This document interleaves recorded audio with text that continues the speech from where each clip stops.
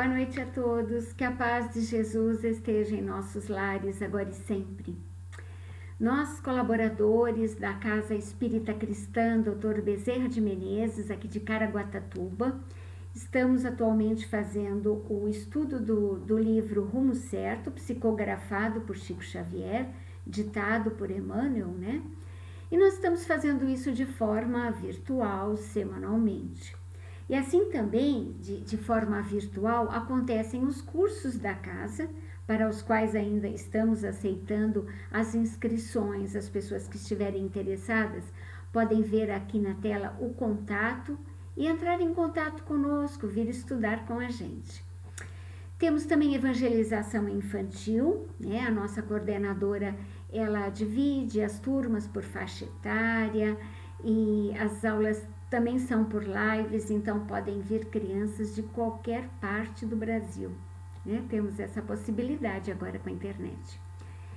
E também nós temos o nosso serviço social, tão importante nessa fase, né? Arrecadamos alimentos, montamos as cestas básicas e elas são endereçadas àquelas famílias já cadastradas por nossa casa, por nosso grupo, que trabalha nesse atendimento às famílias.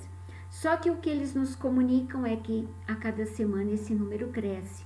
Crescem as dificuldades e o número de pessoas que vêm à procura da nossa casa. E assim nós pedimos, colaborem.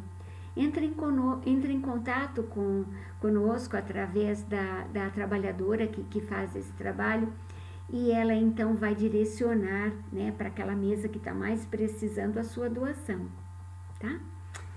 Então vamos à nossa prece antes de começarmos o estudo de hoje. Vamos fechando nossos olhos, vamos amorosamente entrando em contato mais profundo com a espiritualidade superior através do nosso anjo guardião, nosso mentor individual. Vamos dizendo a eles do nosso propósito firme, sincero, de querermos colocar em prática todos os ensinamentos que nos chegam, através das leituras, das palestras, dos livros, de todas as formas, das nossas orações, do Evangelho do Lar que ouvimos diariamente. E assim, nós vamos pedindo essa sintonia amorosa para estarmos mais receptivos, para entendermos melhor as palavras de Emmanuel e assim colocar em prática em nosso dia a dia. Que assim seja. Graças a Deus. Então vamos lá. O capítulo 11 hoje, do Rumo Certo, ele tem o nome acusação indébita. Seria uma acusação imerecida, né? Então, nesse capítulo, Emmanuel, ele vem trazer para nós não aquelas questões daquelas quedas que nós temos, dos erros cometidos por nós, mas ele vem falar aqui sobre aquelas situações, aquelas ocasiões onde nos apontam, nos julgam algum erro que nós não cometemos. E aí é claro que nós não gostamos, né? Porque aqueles que nós cometemos, a nossa consciência está sempre nos dizendo, olha, de novo você escorregou, vamos se esforçar mais. Mas e aqueles que a gente nem cometeu e fomos mal interpretados e estão nos julgando ou tirando alguma conclusão errada de algum procedimento nosso? Vamos ver o que Emmanuel fala sobre isso. Ele diz assim para nós, eu vou ler um trechinho de como está no livro Rumo Certo. Teremos agido no bem de todos e, em seguida, analisados sob prisma diferente, qual se estivéssemos diligenciando gratificar o próprio egoísmo. De outras vezes, assumimos posição de auxílio ao próximo, empenhando nossas melhores energias, e tivemos nossas palavras ou providências sob interpretação infeliz, atraindo-nos à crítica desapiedada, até mesmo naqueles amigos a quem oferecemos o coração. Então, quando nós lemos esse pedacinho, já fica claro aqui desde o início que Emmanuel está dando um alerta para que a gente não desanime. Apesar dos maus entendidos, quando estivermos lá com toda a intenção de ajudar, de fazer o bem, mas as pessoas nos julgam e ficam pensando, ou até falando, ou até comentando, acho que estava com um interesse próprio, acho que estava querendo, estava visando mesmo algum interesse egoísta, não era para fazer o bem. Ou então alguma situação em que nós estávamos realmente apenas empenhado em favorecer alguém, em ajudar, e vem um comentário maldoso no sentido, queria estar em evidência, queria competir. Por que será que esses pensamentos os outros pensam ao nosso respeito? Sendo sincero aqui conosco, é porque nós também temos esses pensamentos às vezes, né? Nós também julgamos, nós também interpretamos mal. E é natural que, por nossa vez, nós também soframos esse tipo de engano, né? Ações equivocadas a nosso respeito. Mas vamos ao conselho do Emmanuel. Emmanuel diz assim: nessas situações, né? Não te permitas o mentiroso descanso no esmorecimento. Emmanuel é muito direto, né? Mentiroso descanso. Porque esse descanso, se a gente for ficar desanimado e falar, eu estava tão animado para ajudar aquela casa ou aquela instituição, ou aquela igreja, ou aquela comunidade, mas aí reclamaram do tipo do feijão que eu levei e eu não gostei. Ou então da quantidade, acharam que eu podia dar mais e eu dei menos, então também não vou ajudar mais. Ou então eu estou indo de boa vontade fazer algum trabalho social, mas eu ouvi rumores, comentários a meu respeito que não é justo. E aí a pessoa desanima e fala, também não vou mais, eu até queria, mas também não vou mais. Emmanuel diz que esse descanso é indébito, é indevido. Então vamos analisar um pouquinho mais. Pensando aqui em Emmanuel como o mentor espiritual individual de Chico Xavier, vamos voltar um pouquinho e recordar aquele mentor que, quando o Chico foi saber do trabalho que eles fariam juntos, né, em parceria espiritual, como esse que estamos fazendo agora, né, refletindo sobre o rumo certo, também um livro psicografado por Chico. Então, Emmanuel foi muito firme, dizendo para ele da necessidade daqueles 3 aspectos que ele teria que levar a sério: disciplina, disciplina e disciplina. Então, Emmanuel já colocou, já desde muito cedo, o trabalho que ele ia enfrentar, que não seria fácil, né? Nós sabemos disso. Mas também Emmanuel sabia das dificuldades que ele encontraria. Afinal de contas, estamos encarnados num planeta, num estágio evolutivo de provas e expiações. Então não é realmente para ser nada fácil. É para que, à medida que nós vamos tendo os obstáculos, nós consigamos passar por cima, entender a necessidade de repensar, rever conceitos e mudar e trabalhar principalmente aqueles nossos milindres, né? Que é essa posição do também não vou ajudar mais porque não me entenderam. Então vamos aqui voltando a Chico Xavier. Poderia pegar vários exemplos que nós temos, né? Exemplos bons que devemos seguir, mas eu pego Chico aqui principalmente por essa questão dessa acusação indébita que ele sofreu. Sabemos que Chico, desde novinho, quando ele começou a psicografar, ele já sofreu uma ação judicial. Foi uma ação por direitos autorais, no caso das crônicas ditadas por Humberto de Campos. Então já teve uma ação na justiça, né? E ele já enfrentou isso, não desanimou, isso lá no início, e sorte nossa, né? Que ele foi em frente, e isso que sirva de exemplo para nós.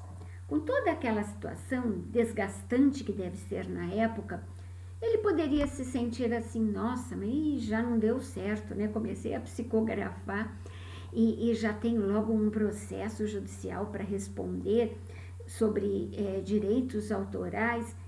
Não era o caso de já vir um desânimo, mas não para Chico Xavier. Ele trabalhou até os 92 anos de idade, que foi a época que ele desencarnou, ele trabalhou em prol da divulgação da doutrina, da caridade, do amor. Tantos exemplos que nós podemos trazer aqui. Mas principalmente essa questão, toda a verba, né, do trabalho dele, ela foi revertida para casas de caridade, foi toda para doação. Ele viveu até a sua aposentadoria do seu salário de serventuário público, como sabemos, né? E esse conselho que ele deve ter recebido para, né, perseverar, apesar dessas acusações que ele não merecia, nós vemos o conselho de Emmanuel para nós hoje. E Emmanuel diz assim, ele fala: se trazes a consciência tranquila entre os limites naturais de tuas obrigações ante as obrigações alheias, ora pelos que te censuram ou injuriam, e prossegue centralizando a própria atenção no desempenho dos encargos que o Senhor te confiou, de vez que o tempo é o juiz silencioso de cada um de nós. Ouve a todos, trabalhando e trabalhando, e responde a tudo, servindo e servindo. Esse conselho de Emmanuel, ele trazido para nós começamos a pensar o que é importante trazermos aqui desta reflexão. Enquanto nós ficarmos perdendo tempo, que não tem outra coisa a dizer, né? Quando nós ficamos lamentando, porque imagina que injustiça, falaram de mim, eu não merecia, me acusaram. Enquanto nós ficarmos perdendo o tempo, tentando nos justificar com as pessoas, nos desgastando, gastando nossa energia, empenho em fazer a pessoa entender que, olha, você está equivocada, minha intenção era boa. Esse tempo, essa energia, ela tem que ser direcionada em fazer o bem, e não em perdermos tempo em estar esclarecendo e fazendo as pessoas a nos conhecerem. Porque é como Emmanuel diz, o tempo é o juiz que vai fazer a verdade vir à tona. A verdade sempre virá à tona, né? E depois, se nós pensarmos também, quantas vezes nós já nos cometemos esses enganos e nem sabemos? Quantas vezes pode ser que nós julgamos, condenamos, analisando a reação de alguém ou até a forma, a conduta como alguém se colocou e acusamos indevidamente e foi injusto. E nós nem sabemos porque a pessoa guardou para ela. Quantas vezes também nós mesmos já não cometemos de fato esses deslizes dos quais estamos sendo acusados, só que agora indevidamente, né? Porque olhando para trás, para o nosso passado, nós sabemos quanto que nós já erramos. Isso pegando por base só a presente encarnação, né? Não vamos nem olhar para as outras porque nós não conhecemos, graças a Deus, mas só nesta, quando nós olhamos para trás, quantas atitudes nossas hoje nós já não temos mais? E até pensamos, ai, que bom que eu amadureci, né? Já não penso mais assim. Então, nesse ponto aqui, eu acho que nós já concordamos que é desnecessário gastar esse tempo todo com esses milindres nossos, que é uma inutilidade, né? Guardar esse sentimento de injustiça, de coitadinho de mim, porque isso não faz bem para nós, né? Querer justificar para mudar aquela imagem equivocada que fizeram a nosso respeito. Na verdade, o tempo e as nossas atitudes é que devem demonstrar para a pessoa que ela estava enganada, sem que nós precisemos ficar olhando para a situação, perdendo tempo, porque muita gente, muitas vezes, se desgasta com isso, né? Muitas vezes a pessoa fica ali remoendo, cozinhando aquelas palavras que foi dita. Não, mas eu vou dizer para ela, eu vou esclarecer para a pessoa, eu vou provar para a pessoa que ela estava enganada. E vejamos só, nós sabemos também que à medida que nós ficamos presos nessa sintonia, pensando, analisando, pensando em formas de nos defendermos, quantos espíritos nessa mesma sintonia nós vamos estar atraindo para perto de nós? Sim, espíritos que também gostam dessa sensação do coitadinho de mim, do injustiçado, ninguém me entende. E sabemos disso. À medida que nós nos fecharmos nessa sintonia, ficarmos pensando desta forma, nós vamos estar criando essas imagens que são vistas pelos espíritos.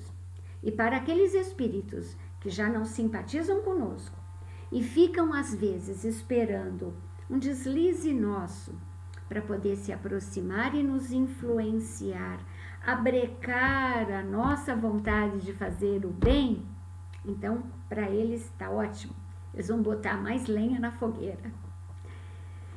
Vamos pensar assim, vamos trazer para um exemplo mais prático. Nós fomos ofendidos e ficamos assim, nós estamos lá na nossa rotina, mas o tempo todo nós ficamos pensando, mas também se eu falasse com fulano e fulano fosse lá e mostrasse que ele estava enganado, aquele que me julgou errado, eu ia esclarecer. E aí a gente vai mentalizando e vai criando, e vai buscando, nessa tela mental que nós vamos criando, nós vamos buscando justificativas, argumentos, pessoas, vamos imaginando essa sensação de superioridade quando a gente puder falar para a pessoa, como você estava enganado, né? Eu sou ótimo, né? Você que se enganou aí. Olha quanto sentimento é envolvido em torno de um engano que com o passar do tempo a pessoa mesmo vai perceber. E o perigo que corremos com esta sintonia que nós vamos atrair.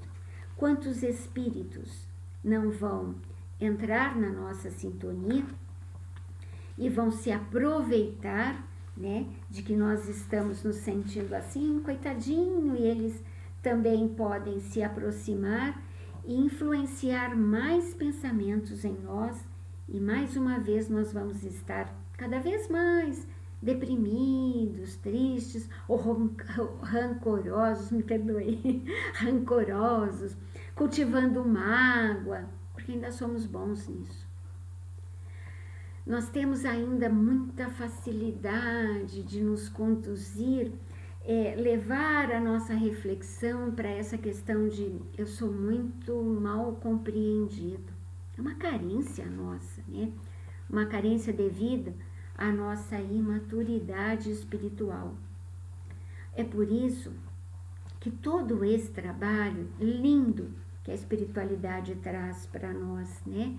Que nós podemos ler, refletir, pensar, nos colocarmos no lugar, rever situações aonde nós estivermos, né?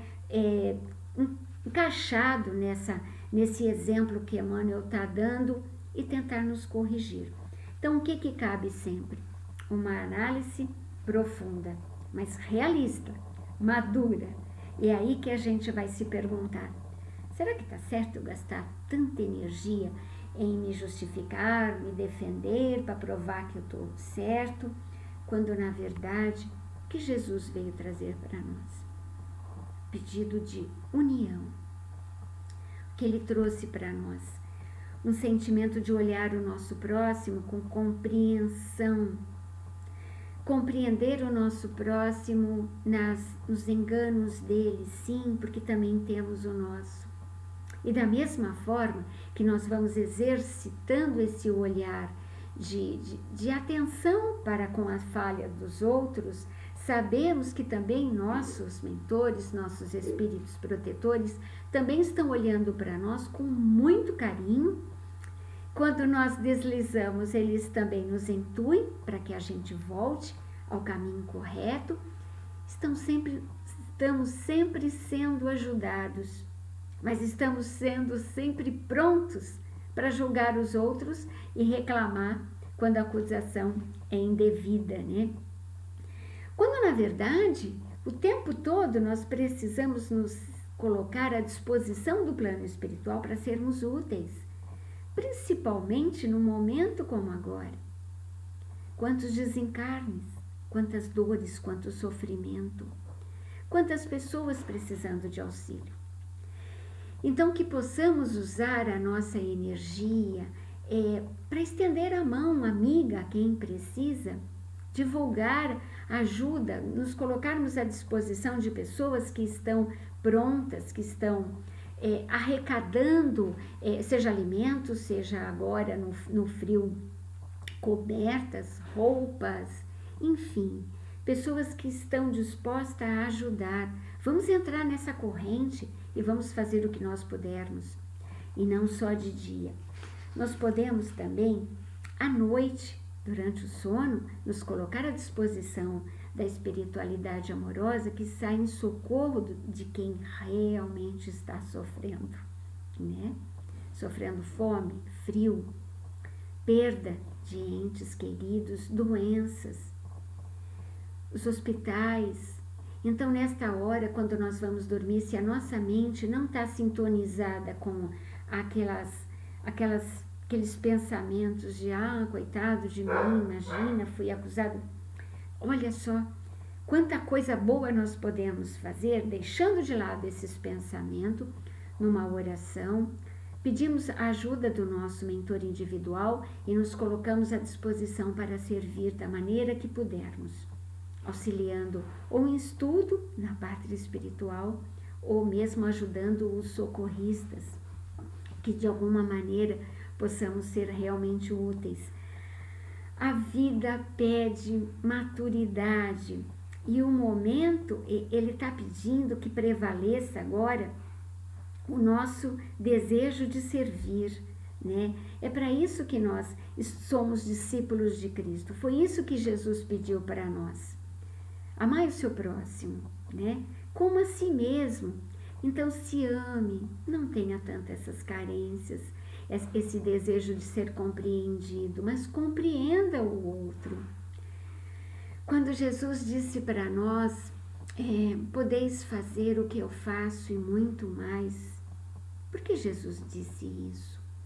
Se nós não entendemos assim, muitas vezes nós nos enxergamos incapazes de auxiliar. Mas se Jesus disse, é porque é verdade. Então nós sabemos que existe dentro de nós a centelha divina. Fomos criados por um Deus perfeito, justo e infinitamente bom. Fomos criados para o amor, fomos criados para servir.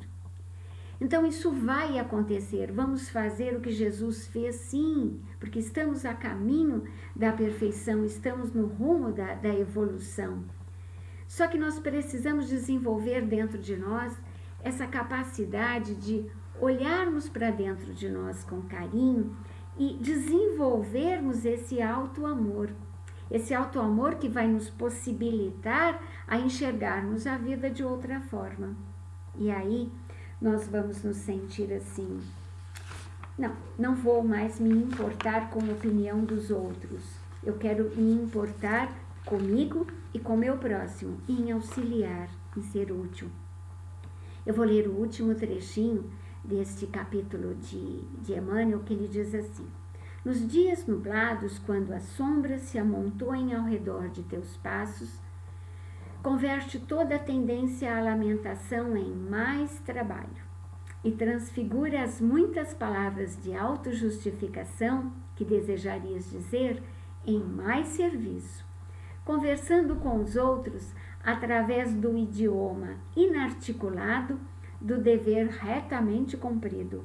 Porquanto, se em verdade não temos o coração claramente aberto às observações dos que nos cercam no mundo, a todo um instante a justiça nos segue e em toda parte Deus nos vê.